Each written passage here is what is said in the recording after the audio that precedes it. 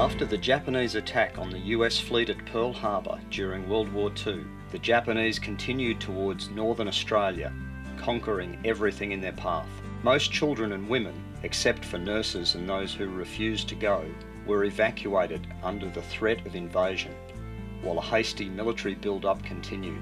On the morning of the 19th of February 1942, at 9:30 a.m, Constable Bob Darkin was on his rounds and stopped near the post office and spoke with Miss Iris Bald, who was the daughter of Postmaster Hurtle Bald.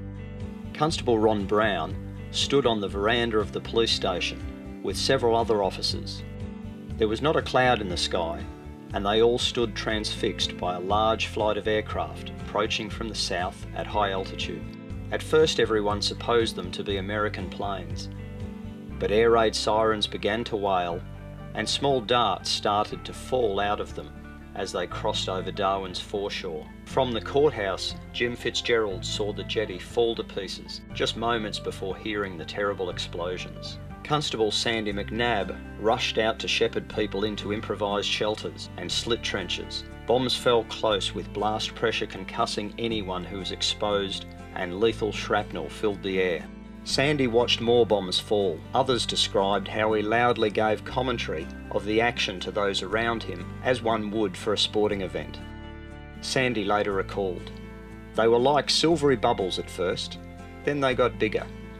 I remember wondering if they would drift in the wind and miss us." The police station was only a block from the jetty, so we had a full view of the furious attack on the shipping. One bomb burst nearby. It made a crater 25 foot across and 14 foot deep. The lip of the crater was only 20 foot off, and I was buried, covered with wood, concrete and debris. Constable Leo Law was just about to shower at the police barracks. He ran out in a towel and jumped into a partly dug trench only a foot deep. Looking up, he saw the bombers and soon after felt the blast and was covered deeply in clay. Bob Darkin remembered that Dave Mofflin, who had been on night shift the previous night, was still asleep in the police barracks. He raced to his room and with some effort roused Mofflin. He pushed him out the back of the barracks just as a bomb landed on the other side and destroyed it.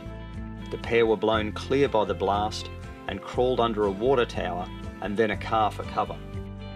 The ferocious pattern bombing was focused on the harbour and nearby buildings. 19 bombs fell within 200 yards of the main post office. The administrator's office, the police barracks and the post office were all destroyed.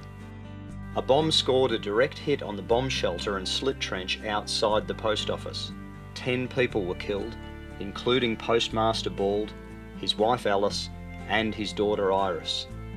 After the heavy bombers, the dive bombers took their turn, and the Mitsubishi Zero fighters, having eliminated all resistance in the air, began strafing runs along the streets, especially the Esplanade and Mitchell Street.